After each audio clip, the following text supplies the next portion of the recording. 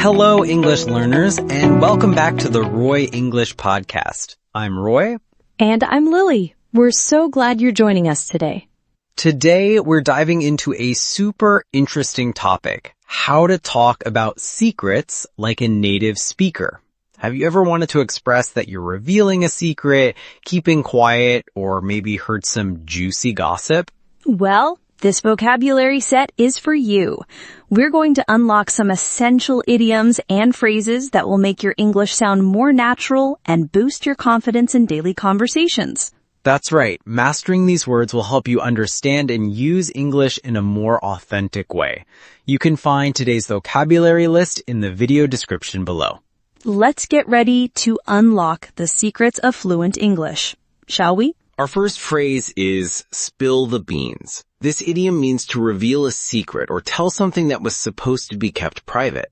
It's often used when you're encouraging someone to tell you something or when someone accidentally reveals a secret. Exactly. It's like the secret is inside a container and you spill it out. For example, if your friend got a surprise gift, you might say, "Come on, spill the beans. What did you get for your birthday?" Oh, that's a classic situation. And sometimes you don't mean to. Like our second example, I accidentally spilled the beans about the surprise party. You didn't mean to, but the secret came out. Yes, that's definitely happened to me. And then there's the opposite. When you want someone to keep a secret, you can say, "Don't spill the beans about our vacation plans. It's a surprise for the kids." You're telling them to keep quiet. So whether you're asking for a secret or trying to prevent one from being revealed, spill the beans is a very useful phrase. It really is. Make sure you use it correctly. Next up, we have an idiom that's very similar to spill the beans, but often emphasizes an accidental or careless revelation. Let the cat out of the bag. That's right. Imagine a cat in a bag. It's hidden, but if you let it out, everyone sees it. Our first example shows this perfectly. Who let the cat out of the bag about our engagement? We wanted to announce it ourselves. That's a common and annoying situation. Someone reveals your news before you're ready. Our second example describes a close call. I almost let the cat out of the bag about the new project, but I stopped myself just in time. Phew, good save. And the third example highlights the negative effect. The surprise was ruined when someone let the cat out of the bag. It shows how revealing a secret can spoil something. So while spill the beans can be intentional, let the cat out of the bag often suggests the secret slipped out accidentally or carelessly. Exactly.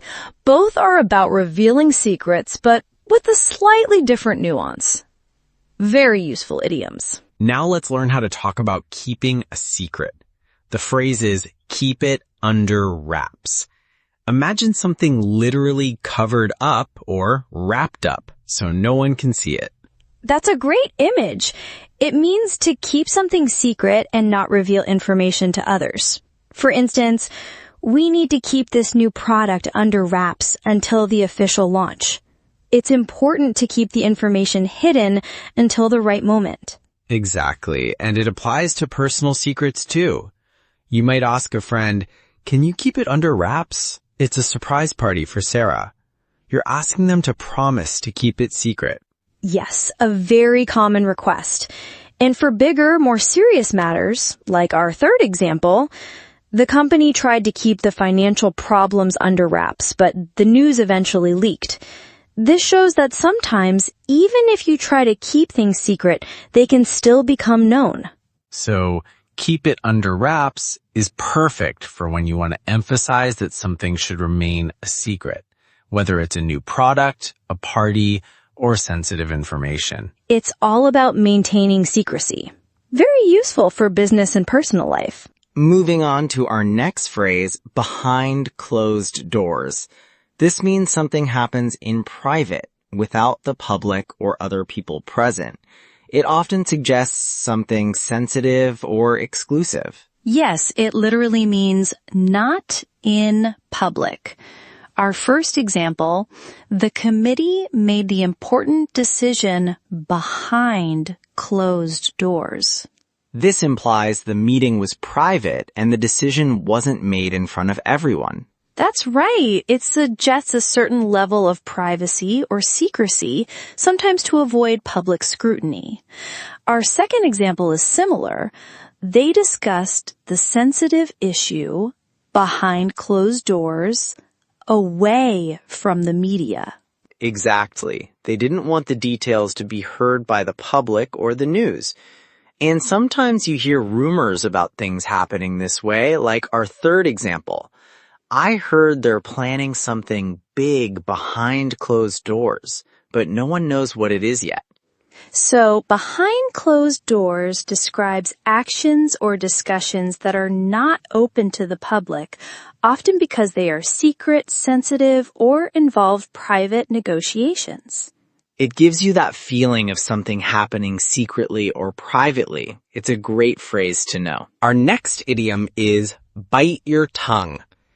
This means to stop yourself from saying something, even if you want to say it. Usually because it would be inappropriate, rude, or cause trouble. It's like you literally bite your tongue to stop the words from coming out. Our first example perfectly illustrates this. I had to bite my tongue when my boss made that silly comment. You wanted to say something, but you knew you shouldn't. Exactly. It's about self-control and holding back. Our second example shows how difficult it can be. It's hard to bite your tongue when you know the truth, but sometimes it's better for peace. Sometimes staying silent prevents bigger problems. That's very true. And the third example shows a deliberate choice. She bit her tongue and didn't correct him, even though he was wrong. She chose not to speak, even with a strong urge to do so. So, bite your tongue is used when you make a conscious decision not to speak, often to avoid conflict or because it's simply not the right time or place. It's a useful phrase for those moments when you need to exercise discretion. Next, we have a very direct way to promise secrecy. My lips are sealed. This means I promise to keep a secret. I won't tell anyone. Imagine your lips are literally sealed shut. It's a strong and clear promise. For example, if a friend tells you something private, you can reassure them with, "Don't worry, your secret is safe with me. My lips are sealed." That's a great way to build trust.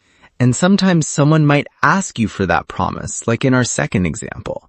Can you promise not to tell anyone? My lips are sealed. You're responding to their request with a firm commitment. Absolutely. It shows you understand the importance of their secret. And you can also use it when recounting a past conversation, like, she told me a big secret and asked me to promise, so I said, my lips are sealed. So, my lips are sealed is your go-to phrase when you want to promise someone that you will absolutely not reveal their secret. It's simple, direct, and very effective for promising discretion. Now let's talk about how to hint that you know a secret without revealing your source. The phrase is, a little bird told me.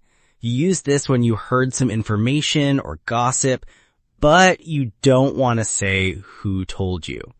It's a playful way to keep the source secret.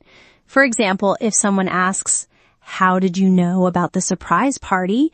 you can simply smile and say, "Oh, a little bird told me." It's perfect for light-hearted situations like that. It also works when you're asking about gossip you heard, as in our second example, a little bird told me you're getting a promotion. Is it true? Yes, you're fishing for more information without naming names. And it can be used for general rumors too, like, I can't say who, but a little bird told me the new manager is very strict. So a little bird told me is a polite and indirect way to say you know something, but you're not going to share your source. It adds a bit of mystery to your conversations. Very fun to use. Our final phrase for today is stay mum. The word mum here is an informal word for silent. So stay mum means to remain silent.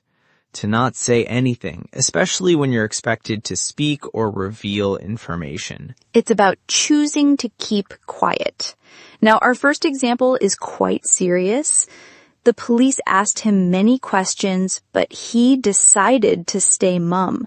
He chose not to answer any questions. That's right. It implies a deliberate refusal to speak. It can also be about personal information, like in our second example. We all tried to get her to talk about her new boyfriend, but she just stayed mum. She just wasn't sharing any details. And you can also use it as an instruction, similar to keep it under wraps. Like, please stay mum about this until we make the official announcement. So whether you're talking about someone's choice not to speak or giving an instruction to keep quiet, stay mum is a clear and effective phrase. It's a great way to express keeping quiet, especially about sensitive information. And that's our last phrase for today. And that brings us to the end of another episode of the Roy English Podcast. Wow, we've learned so many great ways to talk about secrets today, from spilling the beans to keeping things under wraps, and even when a little bird told you something. These phrases will definitely make your English sound more natural and confident. Remember, practice is key. Try to use these idioms in your daily conversations, or even when you're thinking in English. Yes, don't keep them under wraps. Use them. And if you want to review today's words, remember the vocabulary list is in the video description below.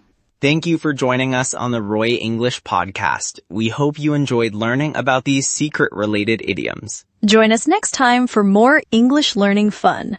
Until then, keep practicing and stay curious.